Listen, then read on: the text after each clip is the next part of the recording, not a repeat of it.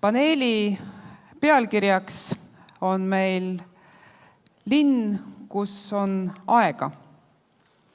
Ja kutsuksingi nüüd meie paneeli panelistid siia lavale.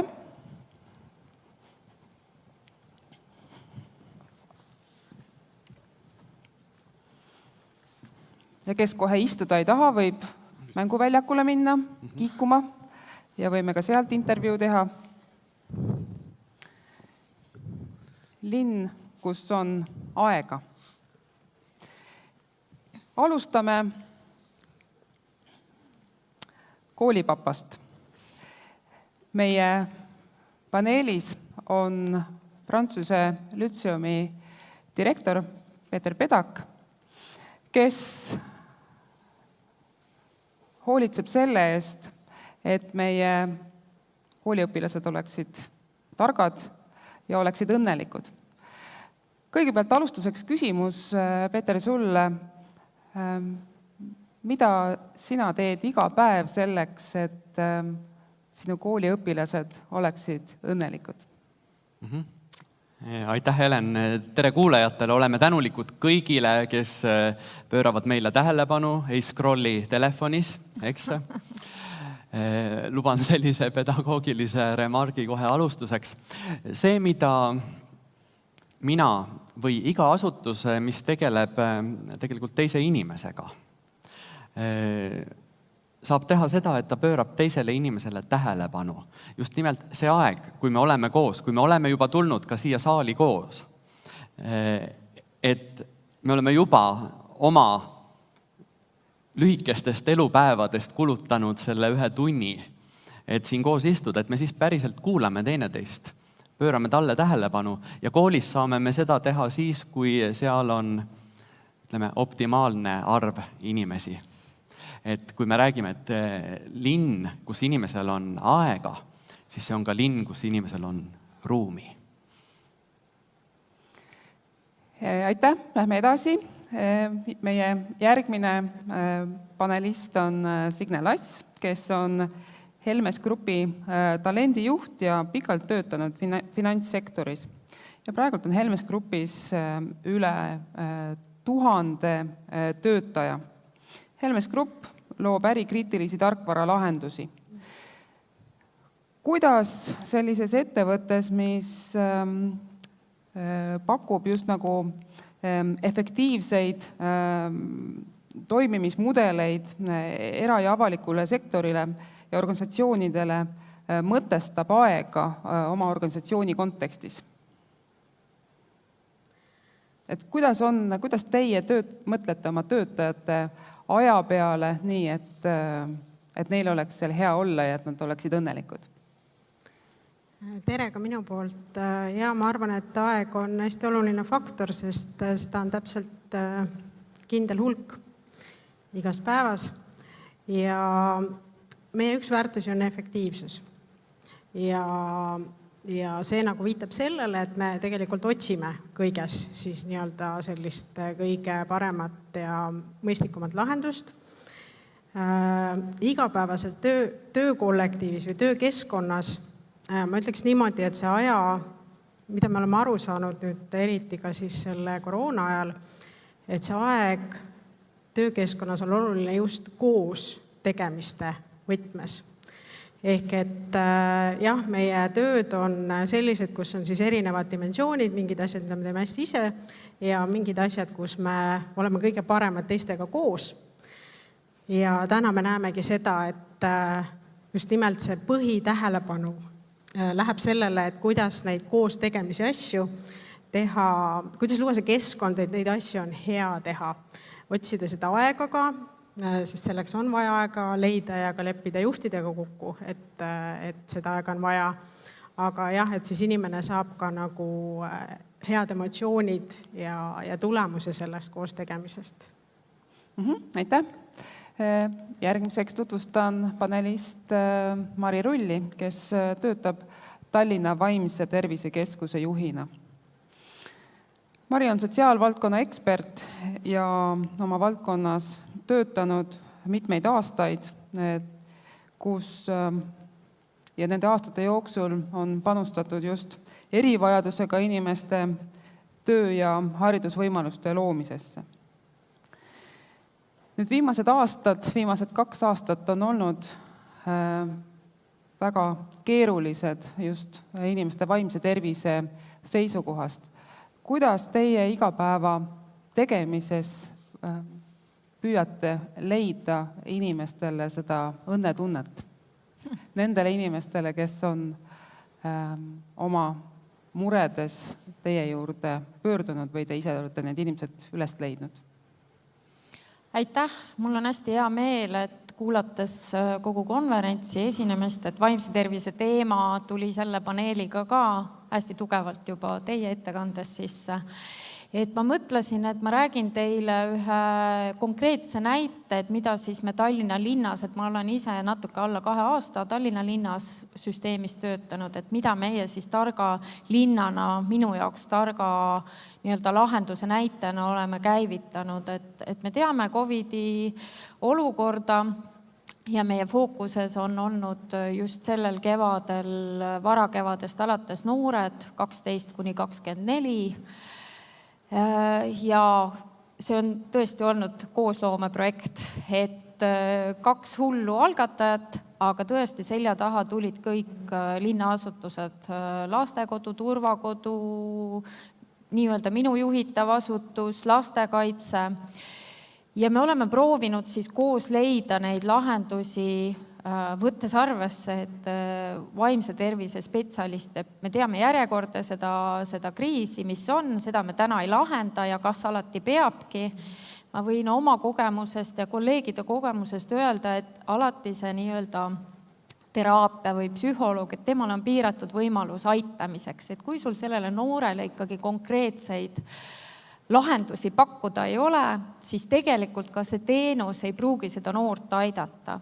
Üks konkreetne näide, läbi lastekaitse tuli üks noormees meie teenusele, ühe suitsiidikatse ta oli teinud ja ta oli väga suitsidaalne, ta oli kapseldunud koju, vanemad olid väga hädas, ta välja enam kodust ei tulnud ja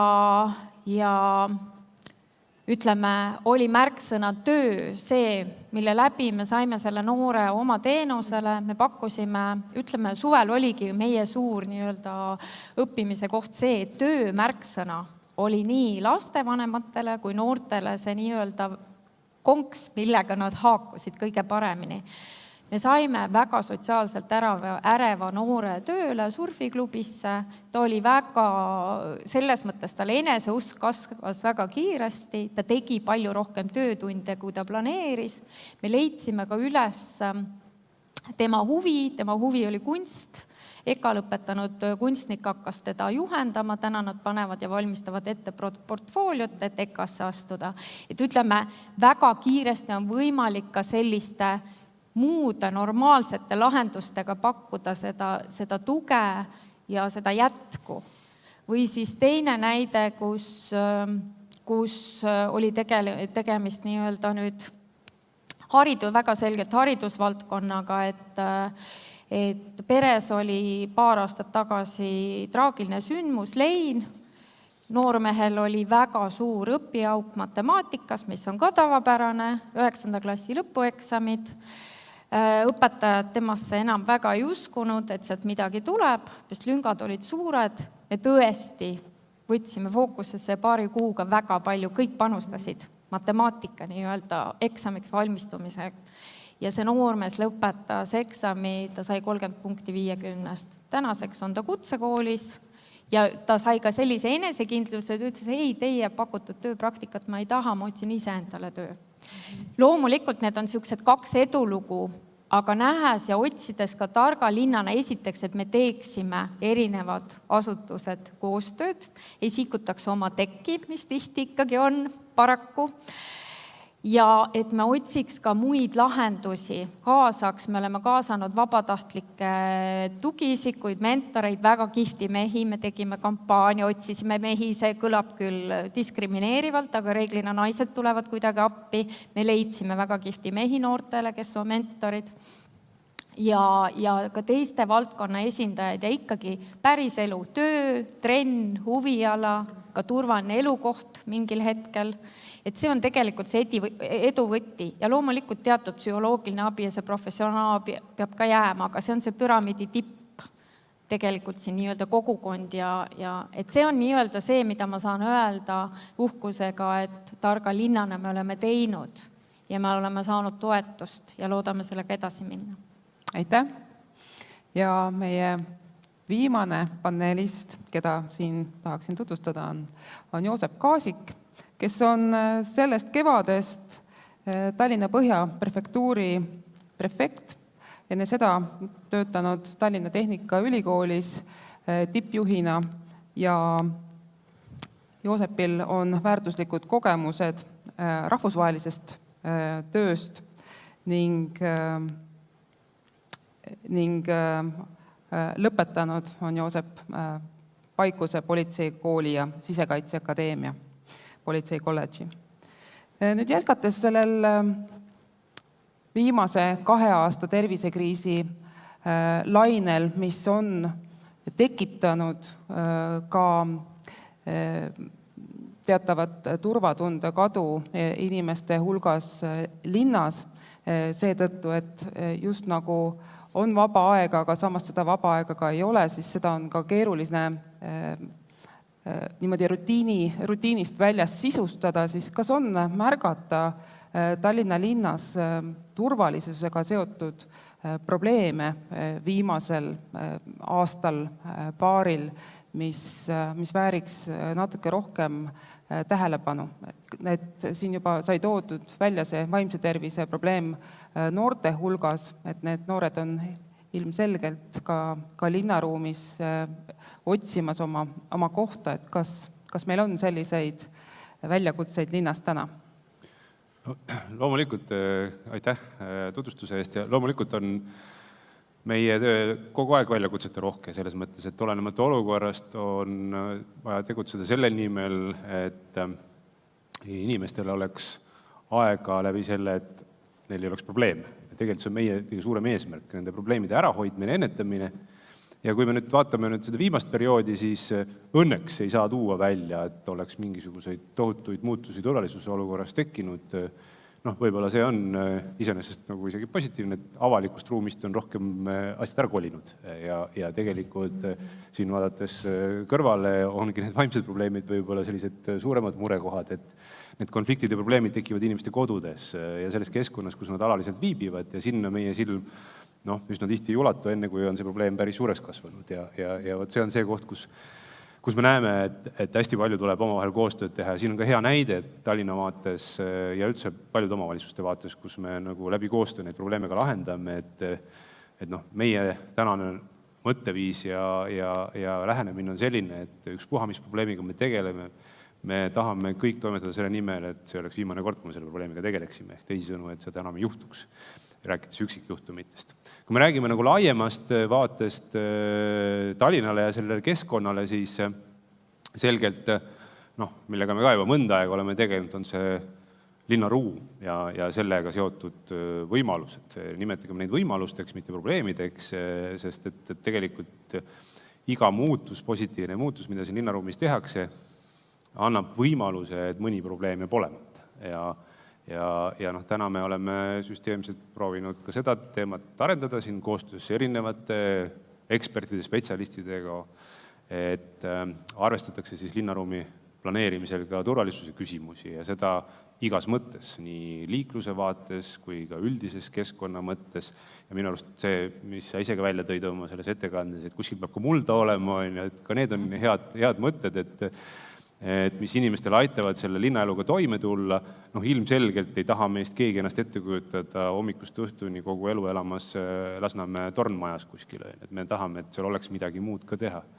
Politsei vaates on muidugi see asi päris huvitav ja põnev, üsna tihti just selles osas, et ka see, kuidas me neid ruume korrastame, võib olla teinekord sellise ettenägematute tulemustega ja toon näite, et kui me tahame teha mingisuguse kihvti ala inimestele koos siin omavalitsusega, et aitame seal natuke neid mõtteid veeretada ja siis tehaksegi see ala korda ja siis aga selle hõivavad siis võib-olla sellised inimesed, kes ei ole ootuspärased külalised sellel alal.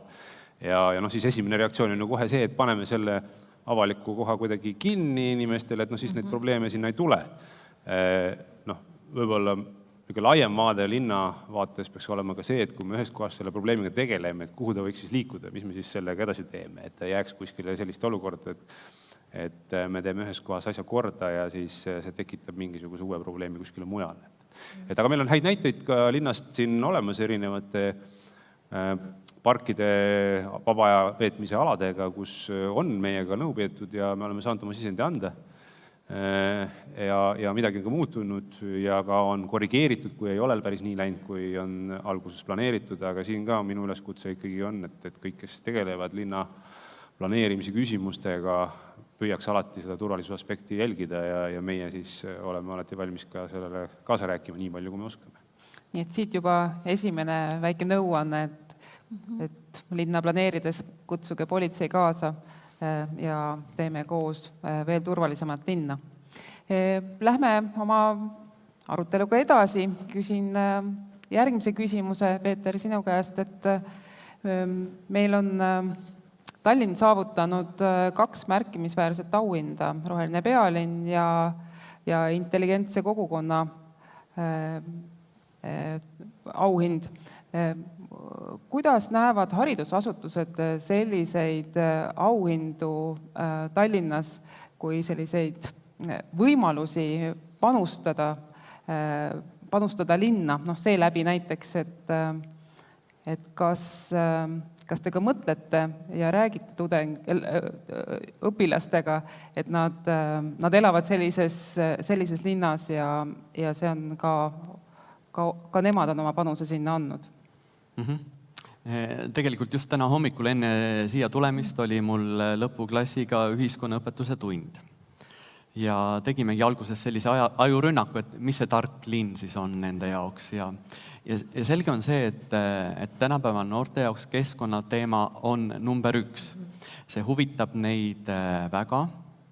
Ja kui me siis nimetasime ka, et Tallinn on 2023. aastal rohepealinn, et siis mõni oli kuulnud seda, mõni ei olnud, aga jah, see rõõmustab neid. See intelligentne linn, ma saan aru, selles kontekstis tähendab rohkem sellist tehnoloogilist efektiivsust. Natukene see, mida Signe rääkis ka, et see, kui sa väga kiiresti teed, ma ei tea, mingi toimingu ära, et järelikult oled intelligentne. Et ma arvan, et sellisesse nagu tarkuse mõistesse me siin võimegi jääda seda arutama. Aga noored nimetasid kindlasti ka seda, et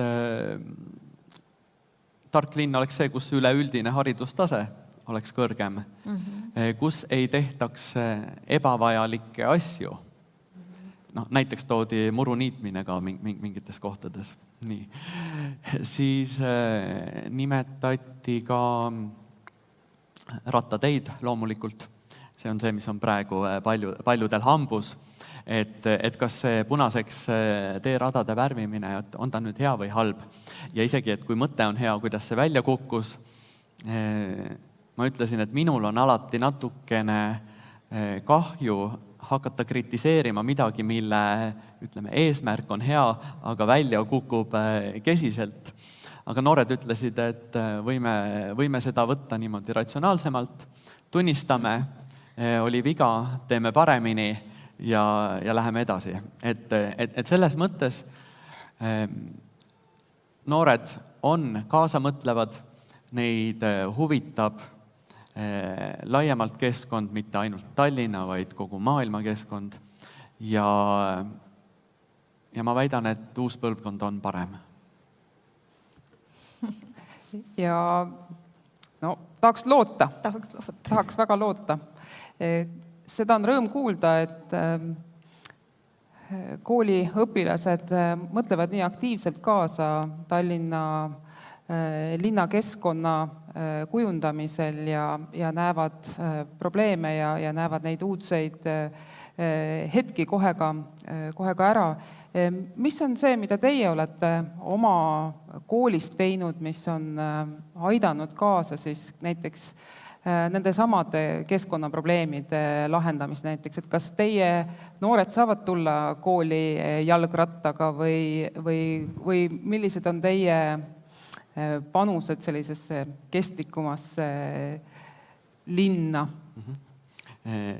Ja me oleme ka seda ju nende endiga arutanud, jalgrattad ja tõukerattad ja rulad ja kõik võimalik see asi, prügi sortimine, vähem paberite kulutamine, ka mina leppisin kokku, et kas te olete nõus, et ma konspekte teile paberil ei anna, et panengi sinna e-kooli, kõik olid sellega väga rahul.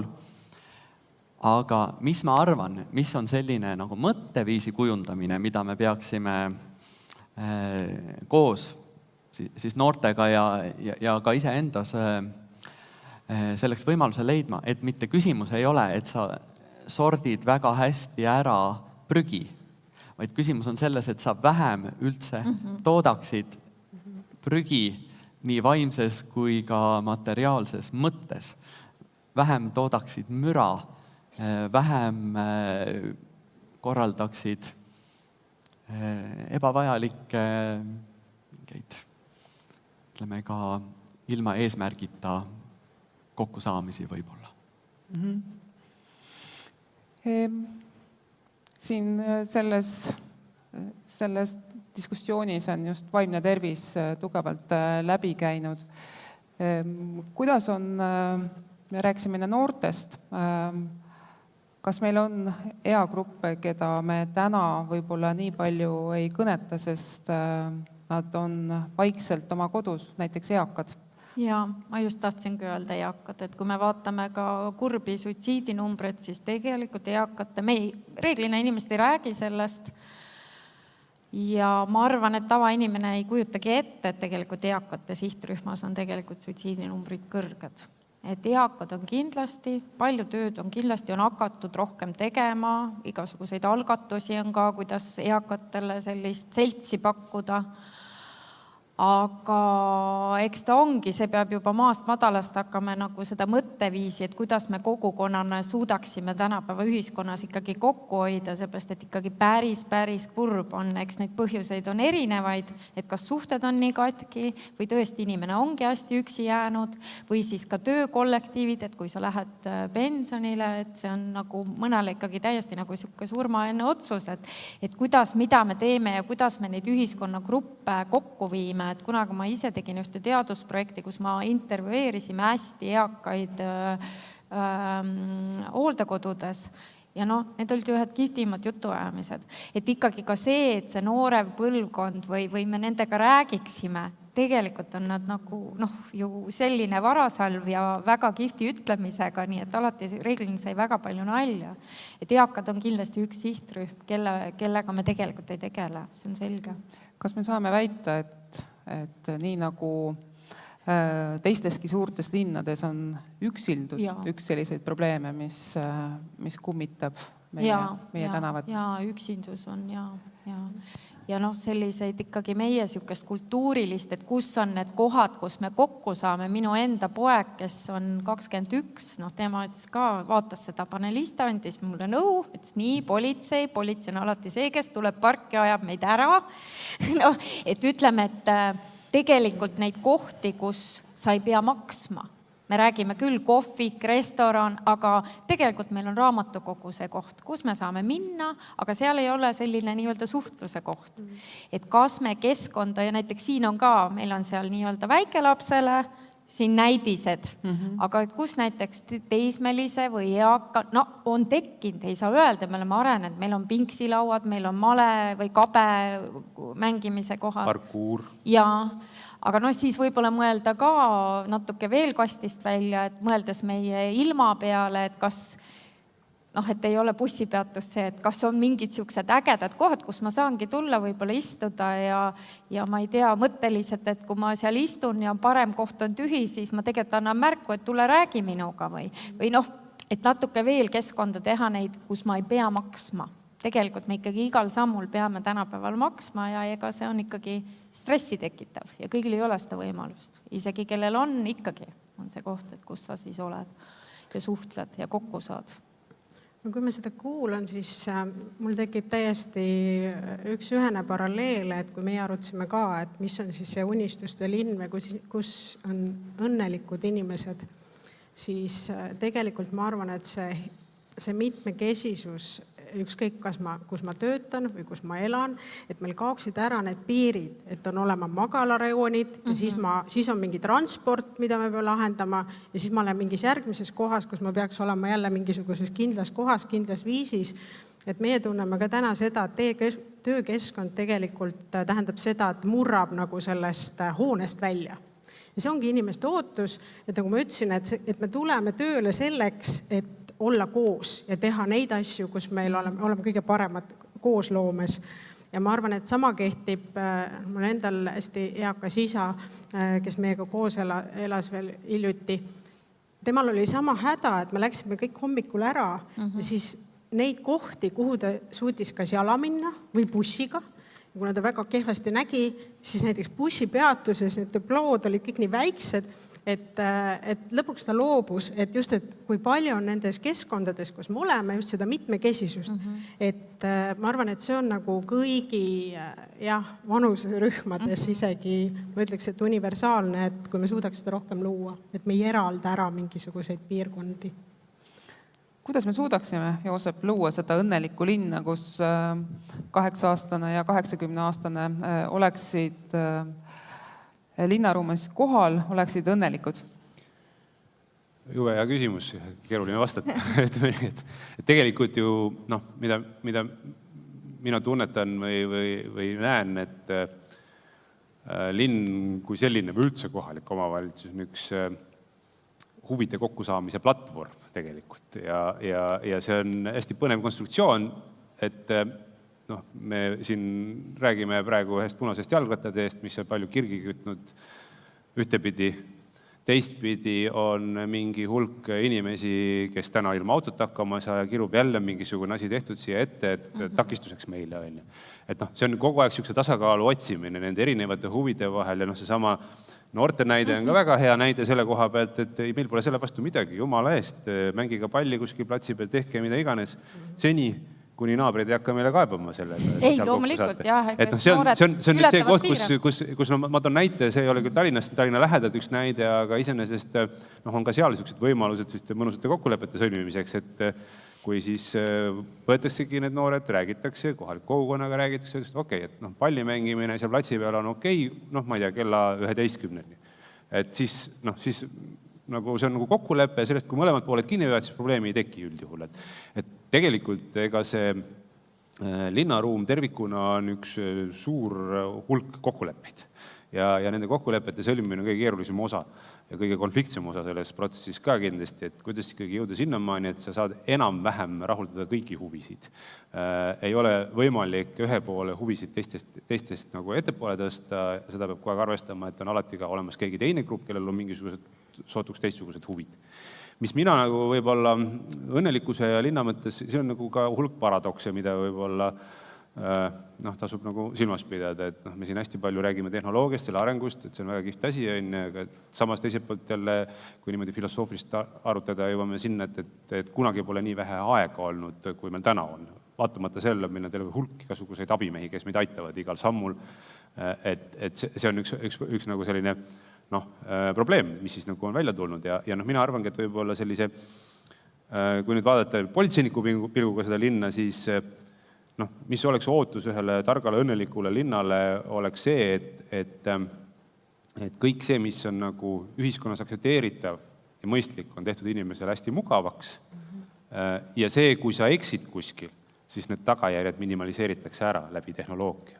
Et need kaks asja võib-olla on sellised kõige olulisemad nagu pidepunktid, millest võiks nagu selle targa linna vaatamisel ja õnneliku linna vaatamisel kinni pidada, et ühtepidi ongi kõige mõistlikum, kõige parem mõistlikult käituda, see on kõige mugavam, sa ei pea selleks eriti pingutama.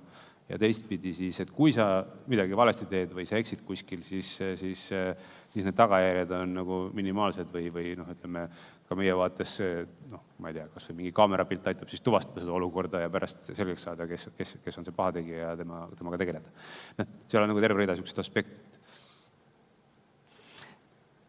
Jaa, et küsin siin ka kohe lisaküsimuse, kuna me oleme siin need Tallinna punaseid vaipu mitu korda juba puudutanud ja see on üks selle konverentsi läbivaid teemasid, sest tõesti see sihtrühm, kes soovib kasutada jalgrattateid, on suur ja need konfliktid siis jalakäijatega ja autodega on seetõttu võib-olla viimastel nädalatel ka kasvanud. Aga küsiksin siis niipidi, et nüüd, kus on jalgrattureid rohkem teedel, tänavatel näha, siis kas on nendega seotult ka tõusnud liiklusõnnetuste arv ja kas see on tõsine probleem või on see midagi sellist, mida võiks nimetada laste haiguseks, mis võiks mõne aja pärast kaduda. Et mis see sinu hinnang on täna? No minu hinnang on paraku halb, selles mõttes halb, et tegelikult on küll nii, et mida rohkem on ühes või teises valdkonnas liikleid, seda rohkem õnnetusi. Tegelikult ei saa seda nüüd ainult jalgrataste või kergliiklejate peale panna, vaid sama teema tekkis ka ju autodega. Mida rohkem oli autosid, seda rohkem hakkas õnnetusi olema. Autode eeliseks on lihtsalt see läbi ajaloo, nüüd olnud viimase ajaloo, just kui me räägime, et need tehnoloogiad on muutnud seda autot järjest ohutumaks ja need õnnetused ei lõppe väga kurbada tagajärgedega. Jalgrataste ja kergliiklejate puhul on see olukord pisut kehvem, sest seal ei ole sul eriti palju tehnoloogilisi abivahendeid, mis aitavad selle õnnetuse tagajärge minimaliseerida. Et kui sa paned sellega kuskile upakile, siis saab haiget. Ja täna on selge trend, mis on ja ma ise püüan ka, et kuna ma õnneks olen vahepeal ka sellest politsüsteemist mõnda aega ära olnud, püüan seda vaadata mitme külje pealt, et üks asi on öelda, et kõik need uued sõiduristad on saatanast, et tulevad, segavad siin inimeste normaalset jalutamist ja elamist ja olemist ja keelame ära, ärme üldse laseme neid tänavale.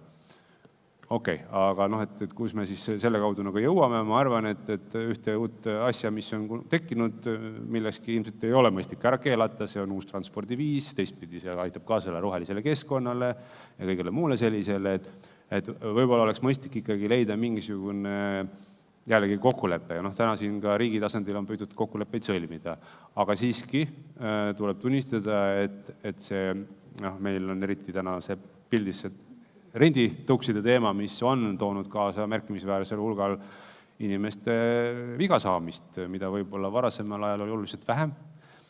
Põhjus lihtne, et ilmselt kui sa lähed sõitma oma jalgrattaga või oma sõidugiga, sa oskad sellega sõita. Kui sa võtad mingi suvalise tõuksi kuskilt sealt virnast ja sa pole eriti palju sellega enne sõitnud ka, siis ongi väga raske temaga toime tulla ja kui me paneme sinna juurde veel mõned asjaolud, see, et sa ennem tegid sõpradega paar õlut kuskil kõrtsis, siis seda lihtsamini see asi vipama läheb sul seal käes ja õnnetus on juhtunud, mida tuleb siis klattida. Ehk et teisõnu ikkagi jällegi, mida me teeme täna? Me teeme täna seda, et me reaalselt suhtleme nende ettevõtetega, püüame koos otsida neid lahendusi, mõistlikke lahendusi, nii et me ei piiraks ülemääraselt nende äritegevust, teiselt poolt ikkagi annaks võimaluse areneda sellel uuel transpordiliigil ja siis teiselt poolt kutsudes üles ka neid siis tehnoloogiliselt toetama siis seda turvalist käitumist ehk teisõnu needsamad erinevad kiirusepiirangud erinevatel linnaaladel, mis on siis automatiseeritud sinna sisse programmeeritud see, et kui sa sinna peale täna astud, siis sulle loetakse terve hulk asju ette, mida sa kõike tegema peaksid ja silmas pidama peaksin, et mitte endale haiget teha ja kõik muud sellised asjad. Et see on pidev areng ja midagi teha ei ole, tehnoloogia jookseb alati natuke ajast ees ja eks inimesed ilmselt läbi selliste asjade õpivadki, et kui tulid esimesed autod, siis pidi ka päris palju inimesi surma saama, enne kui hakati mõtlema liikluseeskirjade peale. Et samamoodi ma arvan ka see tõukside maailm täna ja üldse kergliikluse maailm, võtame seda laiemalt, ma arvan, et ei ole väga kaugel aeg, kui inimesed hakkavad mingite selliste kergete lennuvahenditega siin ringi sõitma. Et järgmine probleem kindlasti kohe meil ukse ees ootamas, et kuidas me siis seda maailma siin reguleerima hakkame ja korda saame. Et see on selline huvitav asi ja see teebki, ma arvan, meie tööga põnevaks, et me saame kogu aeg uusi väljakutseid, millega siis tegeleda. Õnneks täna on ühiskond väga hästi arenenud, et ollakse valmis dialoogiks ja ettevõtjad on valmis dialoogiks, on valmis arutlema, kuidas saaks oma tegevustega seda keskkonda turvalisemaks muuta. Aitäh, Signe. Helmes on tõesti suur ettevõte ja teil on väga ambitsioonikad plaanid. Mis mis on see põhjus, miks Helmes soovib olla Tallinnas ja siin selliseid suuri enda ettevõttest lähtuvaid arenguid just Tallinnas teostada? Et miks Tallinn? Miks mitte mõni muu Baltikumi linn või miks mitte London või Põhjamaade linnad, Helsingi, Stockholm? No me oleme lihtsalt siin loodud ja siin kasvanud ja see 1000 on siis meie grupi number. Eestis on meid natukene üle 200, mis näitabki seda tegelikult, et jah, ettevõtete seisukohalt konkurents on vaba, kus siis neid töökohti luua ja äri teha. Mis Tallinna puhul tekkis selline huvitav assotsiatsioon, et meil on nüüd selle rohelinna staatus ja kui me siis kogusime neid ideid töötajatelt, et mis teeks nad õnnelikuks, siis ma võiks selle hästi lühidasse lausesse kokku võtta. Et see on selline töökeskkond, kus on hästi palju rohelust, kuhu saab sõita kas jalgrattaga ja või ka ühistranspordiga ja kus on tore kolleegidega aega viita. Ehk et me võiks nagu öelda, et jah, me oleme sellest leierdanud, et see juba nagu kogu aeg on või me kõik teame. Me oleme täna Ülemiste City's. Ma arvan, et me oleme päris õnnelikud seal, aga tegelikult seda ei ole ikkagi väga paljudes töökeskkondades. Ehk et kui meiegi täna räägime, et meil on näiteks, millega me töökeskkonnas tegeleme, me ruumi sisustame. Vanasti me vaatasime, et kui palju mahub sinna töölaudu. Täna me vaatame, et meil on 3 lauda paigas, nüüd me tahame sinna 2 suurt taime.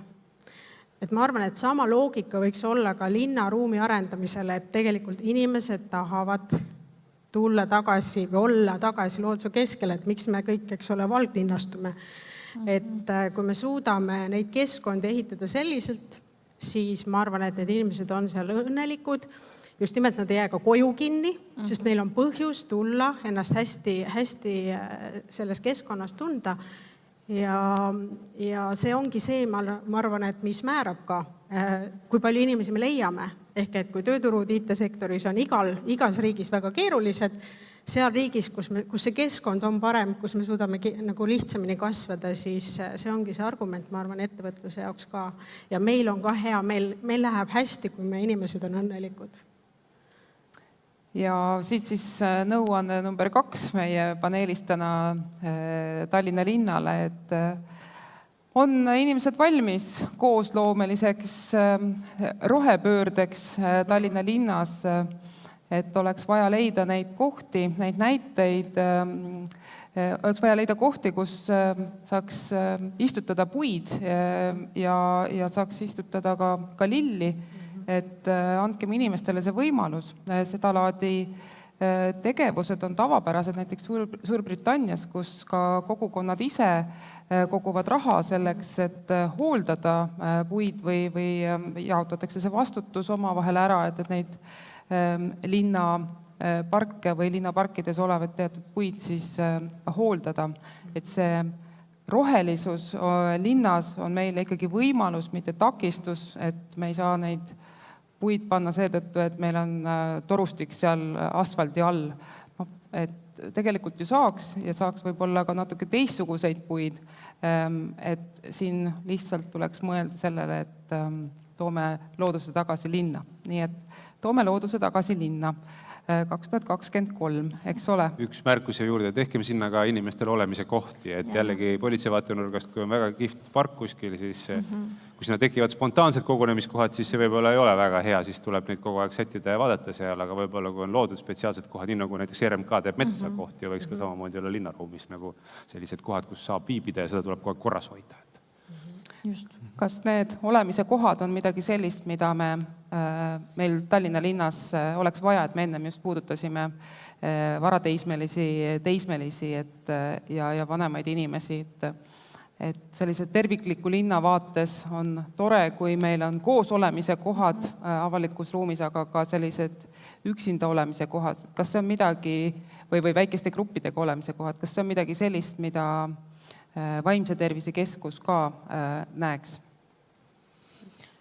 ja kindlasti neid kohti on ja kui ma vaatan ka, ütleme, kui me räägime juba väga kroonilistest haigetest, kes on väga kaua olnud kimpus ikkagi tõsise psüühikahäirega, et kuhu siis nagu minnakse jalutama, loomaaed, ikkagi sellised, et neid kohti on, loomulikult neid võiks olla rohkem ja kindlasti neid tekib, et tegelikult on ju noortel ka rulapargid, aga natuke on, et võiks veel ja nüüd kindlasti see koroonaaeg on tekitanud selle paratamatult, et me oleme neid kohti nagu kus nagu kokku saada, istuda, juttu ajada ja näiteks siukseid kohti ka, kui me lõunamaades käime, et nendel on kuidagi spontaanselt see kohe seal oma tee ääres ja laud on ka, juuakse seal kas vett või mängitakse kaarte, meil natuke neid kohti on, aga võiks ka olla, et ei ole ainult pargipink, võib-olla on ka laud, et sa saad selle ümber nagu istuda just, et kuidagi tekitada seda, et me teeme midagi koos või räägime üle laua juttu. Ja me peaksime oma kliimaga arvestama, et kas saaks teha mingeid siukseid mõnusaid greenhouse või midagi nagu innovatiivset, mis lõpuks hirmsasti ei maksa, aga annaks selle, et tegelikult me saame oma nii-öelda seda õues olemise mõnusat aega pikendada. Kindlasti on need mõttekohad olemas, mida veel juurde teha. Ja kindlasti siuke loodus kindlasti vaimsel tervisel, see on ammu teada, et see nagu mõjub hästi, et siin ei ole kahtlust. Me noorte puhul ka tuli ka välja, et neile ei meeldinud hoolitseda nagu siuksed, kõik kõige eest, vaid need ikkagi tahtsid ka mingit individuaalset, et see on minu nagu taim või minu nii-öelda asi, mida mina kasvatan, et see on juba selline tegelikult mõnus, miks mitte. Teatrites me müüme ka nimelisi toole välja, võib-olla linn võiks ka mõne, et ma võtangi selle puu või mingi nii-öelda ja see on minu rida ajada. Vahva algatuse mõte jällegi kogukondadele, et omad pingid, omad enda taimed, mida siis hooldada.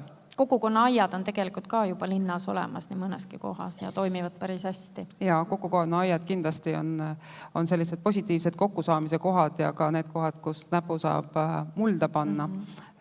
Ja ka need on kohad, mida Tallinna linnas oleks üha rohkem ja rohkem vaja, et need ei oleks mingid moodulkohad, vaid kus saaks tõesti sellist aiamaa pidamist teha, sest siin näited Põhjamaadest ütlevad, näiteks Stockholmis ootavad tuhanded inimesed järjekorras, et nad saaksid omale aiamaa lappi. Meil sellist linnas veel ei olegi selliseid aiamaa lappe, nii nagu Suur-Sõjamäel see mõnda aega tagasi oli. Et see on jällegi, aga kui vaadata nüüd Tallinna linna lähedasi alasid, siis selliseid aiamaa lappe on väiksemates alevikes just viimasel ajal tulnud või need on väga hea hoo sisse saanud, nii et see enda toidu kasvatamine, vabas õhus olemine on midagi ka linlasele igiomast, et me võiksime natuke rohkemgi selle peale mõelda. Kuidas on Prantsuse lütseumis, kes kohe-kohe tähistab oma 100. juubelit, kuidas on teil suhe linnaga seeläbi, et kas teil on mingid omad kohad, kus te käite, näiteks avalikus ruumis mõnes pargis või kus te midagi koos näiteks teete, et ma mäletan, et mina, kes ma olen ka selle kooli lõpetanud nõukogude ajal, meil olid omad kohad, kus me käisime riisumas lehti, et need olid nagu meie riisumistunnid. Et kas teil on selliseid... Muidugi, kui me üldse võrdleme, ütleme, pealinna kooli väikeste maakoolidega, kummalgi on omad eelised, omad puudused. Meie suur eelis on see, et me oleme kultuuriasutuste keskel, et Rahvusooper Estonia ja kõik teised on lähedal. Noortele endale loomulikult väga tähtsad on Hirvepark ja Tuvipark, et kui ka tulevad 10. klassi nii-öelda rebased, siis nende aktsioonid toimuvad kummaski pargis. Aga kui selle rohelise juurest korraks ühte asja võiks veel inimkeskkonna kohta öelda, siis ma rõhutaksin koolide suuruse küsimust. Et see on Tallinnas üks asi, mida linn saab reguleerida. Et 1000 inimese koolid on liiga suured. Et kogu see vaimse tervise küsimus, me ei saavuta seda massi koolides. Ma saan aru, et see on raha küsimus, loomulikult. Aga tendents peab olema õige.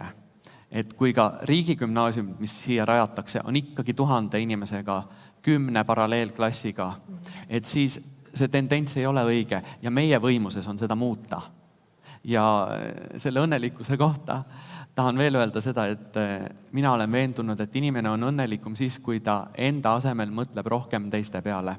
Et selles mõttes see, mida Mari rääkis sellest töötamise näitest ja kõik, mida ka teised on välja toonud, see minu meelest võiks olla ka rahulolu uuringute küsimuste koostamisel, tuleks seda silmas pidada, et sa ei küsi mitte seda, et kuidas sina ise, ma ei tea, ennast teostad, vaid et mida oled teinud selleks, et teise inimese elu oleks kergem.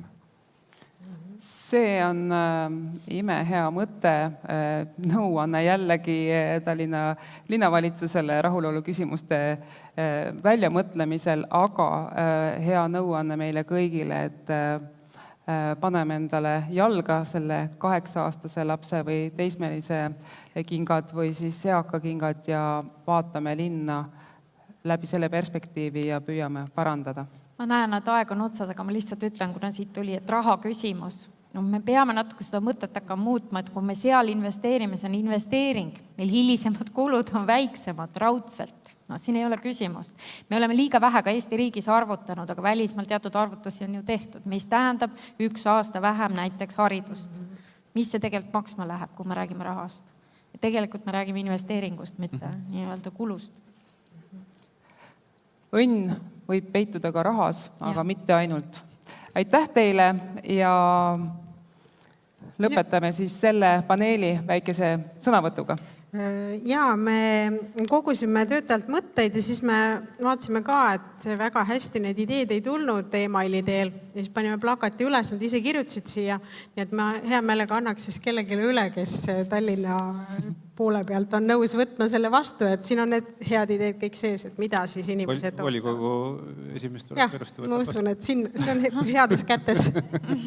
Aga aitäh. Aga aitäh. Aitäh. Aitäh.